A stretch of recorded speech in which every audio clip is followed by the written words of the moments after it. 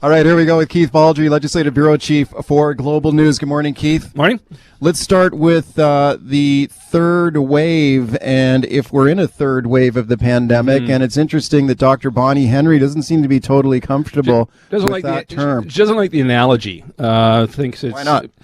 Not entirely clear, but she does agree that the various indicators are all going up. So some of us say that's another wave. Is it a ripple?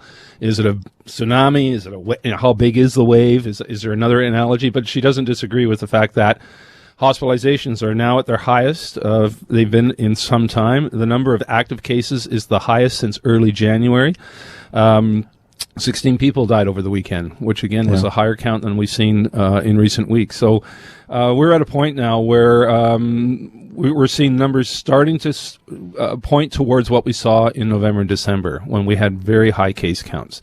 Our running 7-day average is the highest it's been since December 20th. So again, the numbers point to a wave, but she doesn't necessarily agree with that analogy. Okay, here's Bonnie Henry speaking yesterday about this third wave. Here she is. It's been a gradual increase. So I've never been a fan of the wave analogy, but we had a very high peak in our second wave prior to immunization being available, and now we're at a high level, a level that keeps me awake at night for sure. At a point where we are trying to target where transmission in our community is happening as best we can with the vaccines that we have available. Okay, I'm not sure how important it is that she doesn't like this third wave terminology. I mean, she didn't hesitate to label it a second wave in the fall. Yeah, so, and again, it's not universal in BC. For example, in Vancouver Island over here, if there's a wave happening, it really is a ripple. We don't have a lot of COVID-19 on Vancouver Island. Never have had since the beginning. The interior are starting to flatten the numbers. The north is seeing a bit of an uptick, which is concerning, and a lot of that was associated with Prince Rupert. But where we're seeing the literal wave is in Fraser Health, and to a lesser degree Vancouver Coastal, and in that region, particularly Surrey. Surrey is the epicenter right now of the pandemic. There are more active cases and ongoing daily cases in Surrey more than anywhere, which is why the frontline healthcare workers, as I reported last week, in Surrey are likely at the head of the queue for getting the AstraZeneca vaccine, because whether it's food processing plants, whether it's manufacturing centers, or whether it's schools, people who work in those areas are going to get the vaccine first over areas such as Cranbrook or the Peace River, where there just isn't a lot of COVID comparatively to what we see in Surrey, and to a lesser degree Abbotsford, Langley, and some of the surrounding areas. Does that have the potential to trigger some kind of a regional backlash against the plan, or does it just make sense that you should be vaccinating first where the cases are highest? I think it makes sense. I mean, over here in Vancouver Island, there's no need to rush frontline healthcare or frontline workers to the head of the queue. Frontline workers might have a different opinion about that. Well, so what? I mean, you go with what public health wants you to do, tells you to do. I mean, people might not like the fact they get the AstraZeneca vaccine. If you don't want it, you can wait to your age cohort. But again, this is going to be based on where the virus is. And people in Vancouver Island, by and large, agree there's not a lot of COVID over here. People on the island, I think, you compare what's going on in Fraser Valley and Surrey. Yeah, but everybody's anxious to get the vaccine, right? Like in Surrey, for example. You're not going to vaccinate 4.3 million people on the same day. Well, no, but how about Surrey? I mean, how many people live in Surrey? Should they focus on Surrey, do you think, and like a general vaccine rollout? Well, it's interesting. We focused on Prince Rupert, which has 12,000 people. Now, is it really... So Vancouver Island Health, it's interesting, has targeted 30 communities over here to get vaccinated all at once because they're hard to get to. Do you really want to do 2 trips, 3 trips into some of these remote areas? Surrey, though, I mean, it's an urban area, 500,000 people. How realistic is to vaccinate the entire population? On the other hand, how many frontline workers are in Surrey? Probably quite a few, and I think they're going to get the jab first. Okay, is it all kind of an academic argument if we have sort of a just-in-time system for vaccine delivery? Because we were just talking off air about how we're almost out of vaccine right now, are we not? Well, no, we were almost out unless we got a shipment yesterday. One came in at the 11th hour, Pfizer. 105,000 came in. But yesterday we were down to, after the heavier than estimated rollout of number of people getting vaccinated, we were down to 12,000 Pfizer doses, 20,000 Moderna doses. We've been doing about 25,000 doses a day. So that's a day and a half's worth. We had about almost 60,000 AstraZeneca, which is in a parallel vaccination rollout. It's not the same as the age base. So we were down to a day and a half's worth of vaccine. And I talked to Health Administration. Is that typical, or do they usually have more in stock? There's nothing typical. I mean, we're at the beginning of something we've never gone through before. So what is encouraging is the vaccines are arriving more regularly, but we don't see them until they're actually here. So yesterday afternoon, 105,000 Pfizer came in. We're going to get some more Moderna this week. We're going to get even more Pfizer next week, more AstraZeneca. So I think we're out of the woods on that. But until you see the vaccines, you're not entirely sure. Is this a good example or an answer for people who say, why aren't we doing this faster? I mean, we've got a high caseload right now. You heard Dr. Bonnie Henry saying she's having trouble sleeping at night. Mm-hmm. Why aren't we vaccinating more people? Like, why aren't we running these clinics 24 hours a day? Why don't we hire more people to vaccinate? Why aren't we distributing vaccine in every single pharmacy around the province like the pharmacists have been asking for? Because we don't have enough vaccines. That's what I'm saying. Yeah. So, like, but, at the end of the day, maybe they would like to do that, but you can only inject the vaccine that you got. But I think you're right. I think we're targeted, or aiming for exactly what you described, to get more and more vaccinations. So right now we're 24,000 a day. The goal is to get to 40 to 45,000 a day. That will include pharmacies. That will include a lot more. We're at 190 clinics right now. That will likely expand. The hours of operation may expand as we get literally hundreds of thousands of doses, some of which have a limited shelf life. They have to be used up very quickly. The AstraZeneca right now, we've got, of our 68,000 doses that arrived 2 weeks ago, 41,000 have an expiry date of April 4th. So those 41,000 have to get in the arms of people before then, and that's why those will be the targeted frontline workers. Get that one. Frontline workers for AstraZeneca. Okay, let me ask you about Aaron O'Toole, the federal Conservative leader. It's been an interesting few days for him after his keynote at the Conservative convention last week, and then he continues to make some news here. Now, here he is talking this morning, calling on Justin Trudeau to present a plan to lift health care orders and COVID restrictions across the country. Here is Aaron O'Toole. Canada's Conservatives are calling on the Liberals to table, within 20 days, a clear, data-driven plan to support gradually, safely, and permanently lifting COVID-19 restrictions.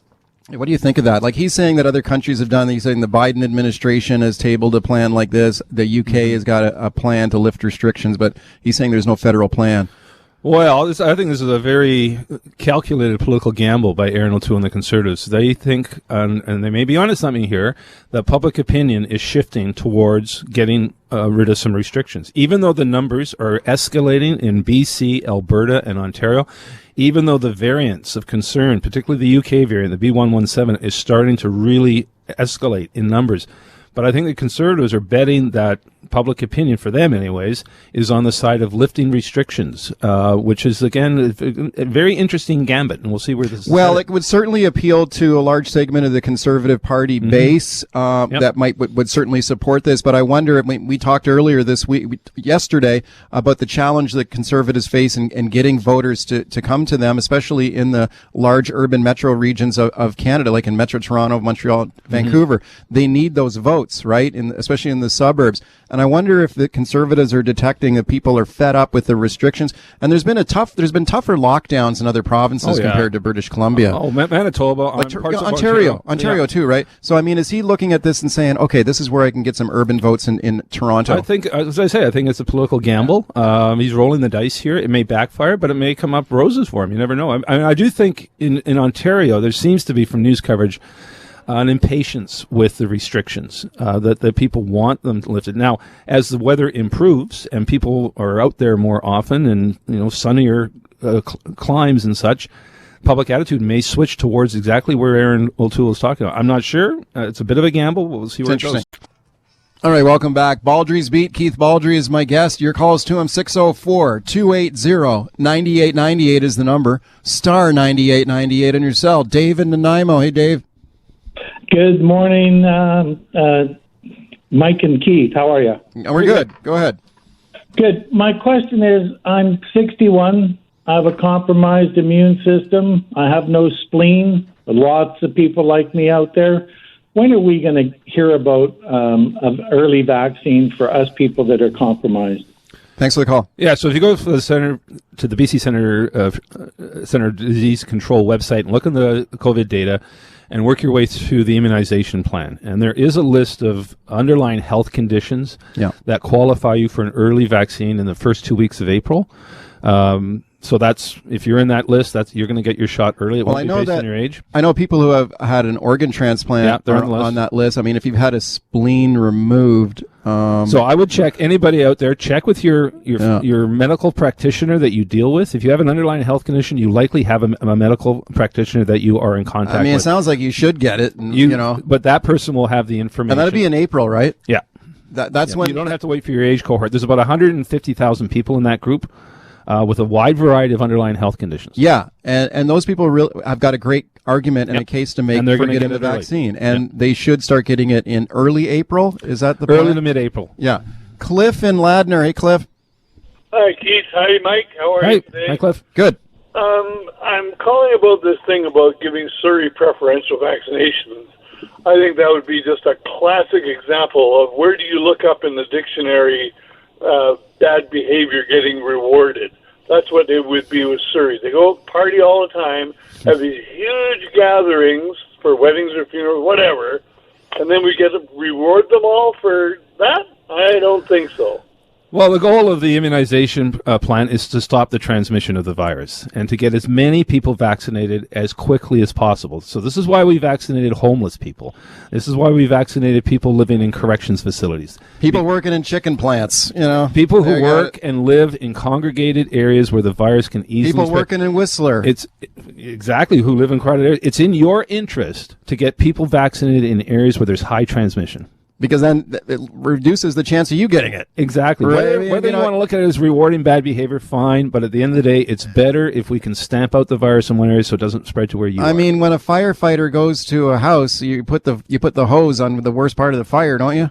So, exactly. Yeah, okay. You don't ask where people have been partying. Okay, Dexter in New West. Hey, Dexter. Hello, yeah. So I kind of echo a little bit of what the previous caller was just saying as well. I kind of think of if you don't wear your mask, if you stay and you're going to these kind of events, do we reward the stupidity? So you're saying they shouldn't get the vaccine? I think they should get the vaccine, but I think we should be focusing on the first caller, the guy who's got a spleen, major issues, guys who are taking this virus seriously, who actually do have problems. Well, I do agree. Let's get the fire hose on the main problem, and then we will be in a better state. So I do like the answer that the guy gave.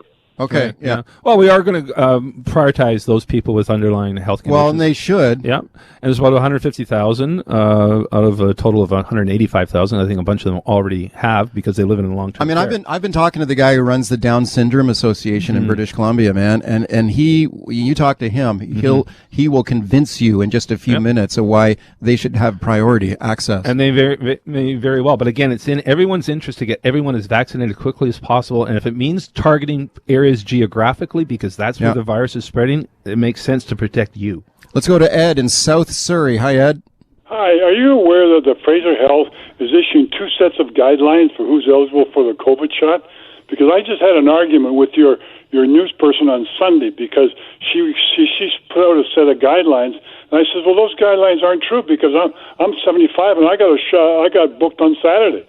And then she issues guidelines on Sunday about, if you're born in 43 and then 44, then 45. It says, I'm in 70. I'm only 75, and I booked it on Saturday.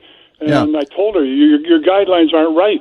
Yeah, no, I have heard about this too. Earlier than that. Yeah, and this was addressed yesterday at the briefing with Minister Dixon, Dr. Henry. There has been some confusion about people in the mid-70s. Could they book on one day or the next day or the day after that? Not a lot of people, but Fraser Health and other health authorities have made the call. There's some flexibility here. If person A is 75 and their wife is 74 and they have mobility issues, does it make sense to get them both in at the same time? And that's what we're seeing right now in limited numbers in the 70s. This is not going to occur, I don't think, with the same rapidity or frequency as we see as we get younger and younger. But right now there's a bit of confusion. Okay, let's go to Bruce on the line calling from Nelson. Hiya, Bruce.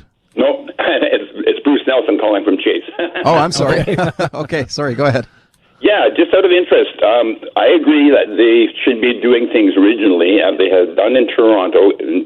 Toronto and Peel were shut down, and other regions around them were not. I agree with that. Now, another thing that came up. I phoned and talked to Keith earlier prior to the Bonnie Henry thing on Thursday, and I asked him about myself. Like the first caller you had, I am immunocompromised. I'm a kidney Oh, yes. I transplant remember our patient. conversation. Yep. Okay. Okay, what's your question? Because we got 30 seconds left. Phase 3 is including 69 to 16-year-olds who are clinically extremely vulnerable. I'm 75, so I'm not in that category. So on Saturday, I thought, what's going on here? So I phoned and managed to get an appointment for a vaccine on the 31st of this month. And Okay. I asked about my wife also getting one because we're living together. And yes, we both got that. Okay, good. I'm glad. I'm sorry to cut you off, Bruce, but we're just out of time. I'm glad you're getting the vaccine, though. And I think he said his wife was getting the vaccine as well. So again, we're making, in certain situations, people are going beyond the year on the website. Thanks, Keith. Talk to you tomorrow.